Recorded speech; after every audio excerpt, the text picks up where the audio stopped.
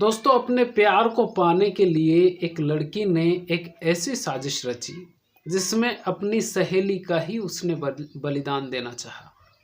एक ऐसी साजिश जिसमें उसने सेम सारी चीज़ें की। उसका सुसाइड नोट भी लिखा, उसके कपड़े भी पहनाए, सब कुछ लिखा, सब कुछ किया उसने। लेकिन जब उसको मृत छोड़कर वो छोड़ गई, वहाँ से जब वो चली गई कि ये मर गई है, उसके बाद में जो कहानी सामने आई और खुद वो जो मृत छोड़कर चली गई थी, उसी सहेली ने जब पुलिस वालों को बताया तो पुलिस वालों के भी होश ठंडे हो गए। एक ऐसी सच्ची कहानी मैं आपको सुनाने जा रहा हूँ जो कि आजकल के जो कॉलेज के लड़के लड़कियाँ 11th से लेकर फाइनल तक के जो लड़के लड़कियाँ, बहुत सारे जो लड़के लड़कियाँ इस तरह के कदम उठाते हैं, उनको रोकना चाहिए और अपने माँ बाप से बात करना चाहिए कि उनकी क्या परेशानी है। अपने माता पिता को बताना चाहिए कि ये परेशानी है, इसको कैसे, क्योंकि माता पिता ही हल कर सकते हैं। इस कहानी को विस्तार से मैं आपको समझा रहा हूँ, बता रहा हूँ। इस वीडियो को अंत तक जरूर देखिएगा। नमस्कार, मेरा नाम है मोहन अहिरवार और आप देख रहे हैं खबर तमारी इंडिया का यूट्यूब चैनल। दोस्तों, आज की जो सच्ची कहानी है ये मध्य प्रदेश के विदिशा जिले की है और विदिशा जिले में एक रेसलर की ये कहानी है, खिलाड़ी की ये कहानी है। और उस खिलाड़ी ने अभी हमारे हिंदुस्तान में एक ऐसी खबर कल सामने आई जो कि वो भी खिलाड़ी हैं। अपने देश के लिए उसने सड़कों पर महिलाओं के लिए, अपने खिलाड़ियों के लिए सड़कों पर उसने, पुलिस वालों ने भी उनको खींचा और धरना प्रदर्शन किया। मैं बात कर रहा हूँ विनेश फोगाट की। वो सिल्वर मेडल तक पक्का कर लिया था, लेकिन उसके बाद में उनको डिसक्वालीफाई कर दिया गया और वो गोल्ड के लिए यानी फाइनल वो लड़ नहीं पाई और डिसक्वालीफाई हो गई। इसलिए वो जो सिल्वर मिल रहा था वो भी अब उनको नहीं मिलेगा, क्योंकि वो उनको मिलना था लेकिन अब डिसक्वालीफाई हो गई। तो जिनको इन्होंने हराया था विनेश फोगाट ने, अब वो खिलाड़ी फाइनल में लड़ेगी। ये देश के लिए बहुत बड़ी दुखद खबर है। और आज जो मैं आपको कहानी सुनाने वाला हूँ ये भी एक ऐसे ही खिलाड़ी की कहानी मैं आपको सुना रहा हूँ, लेकिन ये कॉलेज छात्रा है, अभी वहाँ तक पहुँची नहीं सॉरी, अभी तक वहाँ तक ये पहुँची नहीं।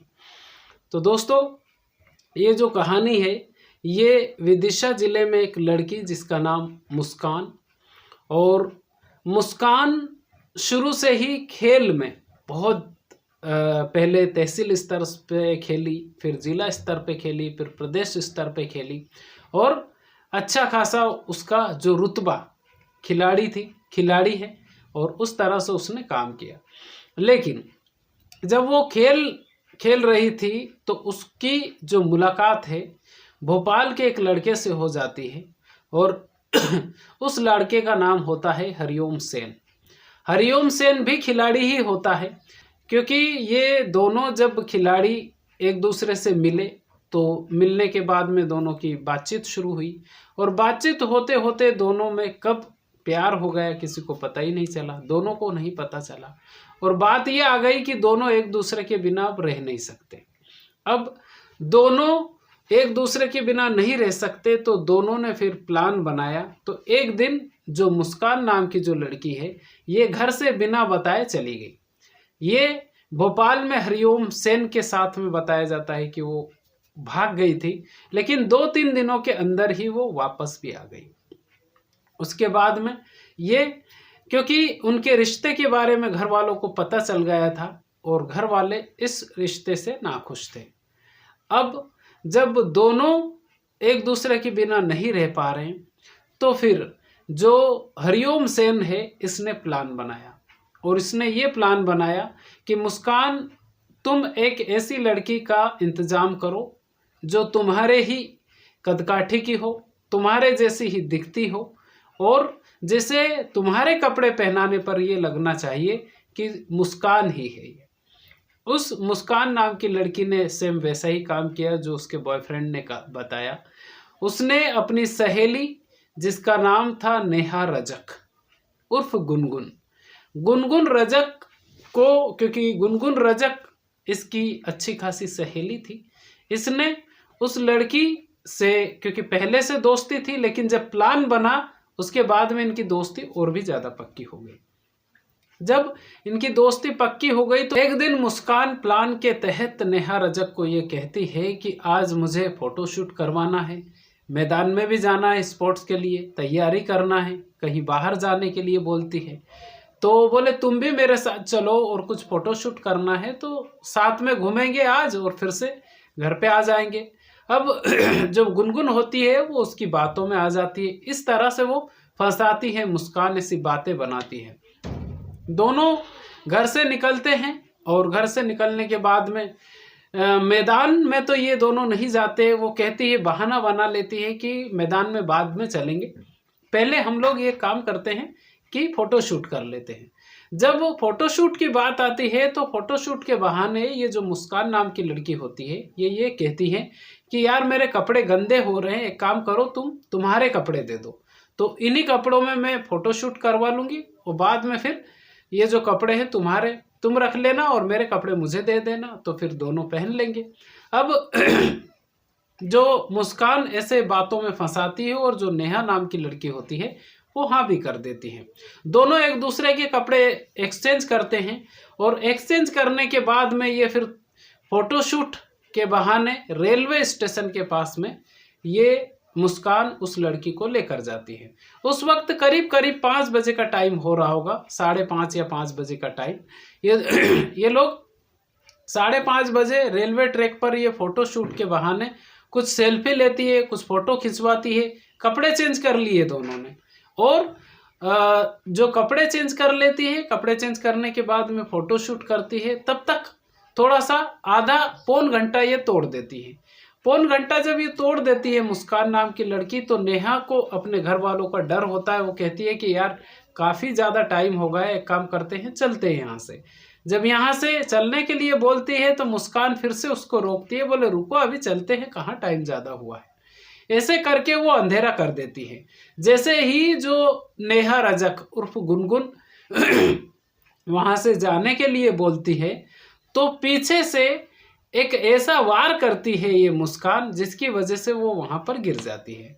जब ऐसे वो गिर जाती है उसके बाद में फिर से इसके ऊपर वार किया जाता है, गुनगुन के ऊपर, और वार करने के बाद में उसको इस हालत में वो कर देती है मुस्कान जैसे कि वो उसकी मृत्यु हो गई हो। जब ऐसा वो कर लेती है कि जैसे उसकी मृत्यु हो गई हो, ऊपर से चेहरे को इतना ज़्यादा खराब कर देती है कि वो चेहरा पहचान में ही ना आए। अब ऐसा लग रहा था कि जिसकी मृत्यु हो रही है वो तो मुस्कान है और जो नेहा रजक है उसने कपड़े चेंज करवा लिए थे।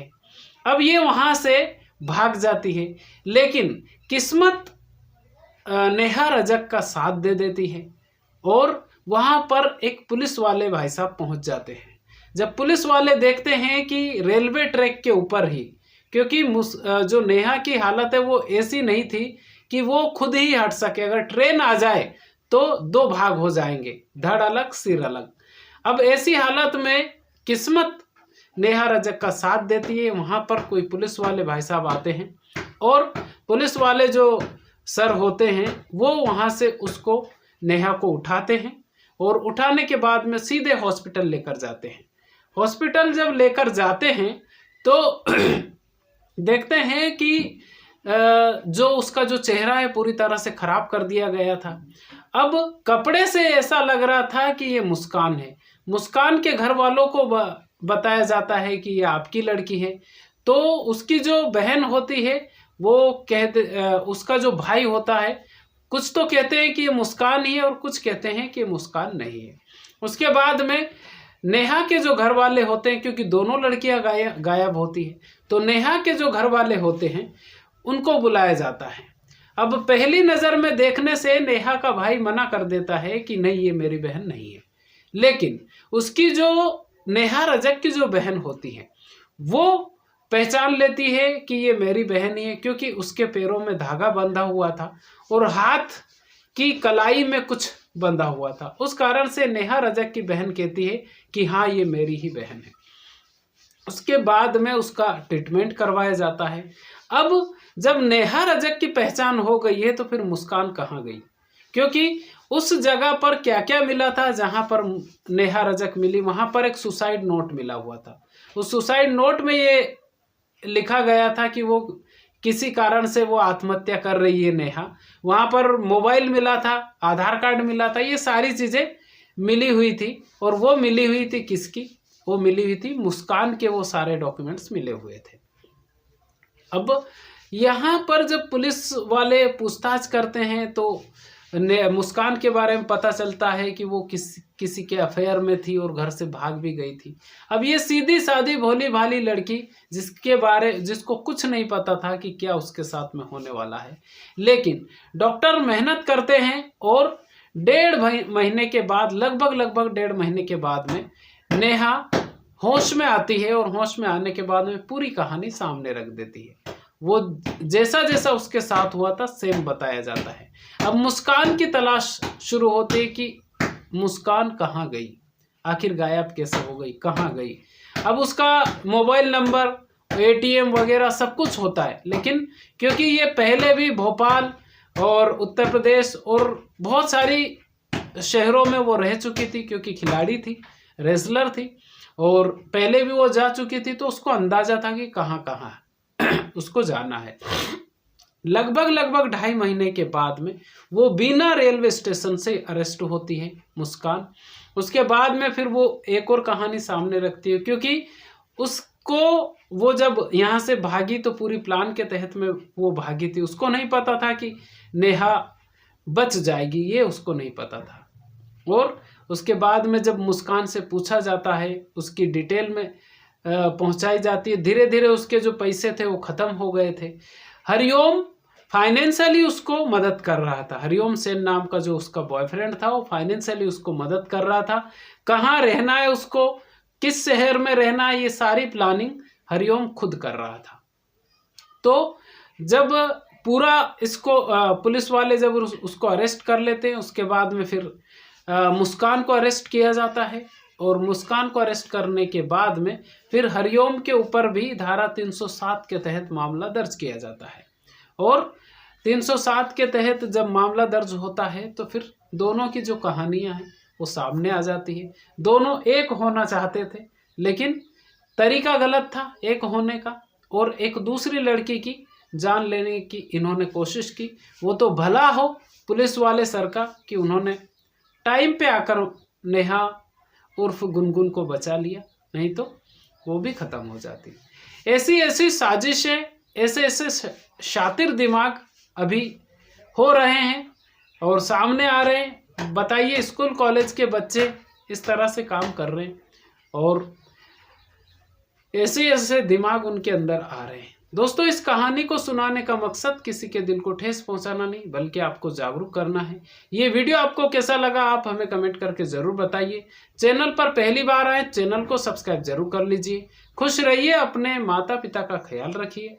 अगर आपके घर में आपके दादा दादी हो तो 24 घंटे में 1 घंटा आप उनके पास जरूर बैठिए, क्योंकि वो जो आपको नॉलेज दे सकते हैं, वो जो आपको संस्कार दे सकते हैं, दुनिया की कोई यूनिवर्सिटी, कोई स्कूल कॉलेज ऐसे संस्कार नहीं दे सकते जैसे संस्कार हमारे घर के बड़े बुजुर्ग दे सकते हैं। तो खुश रहिए। बहुत बहुत धन्यवाद आपका।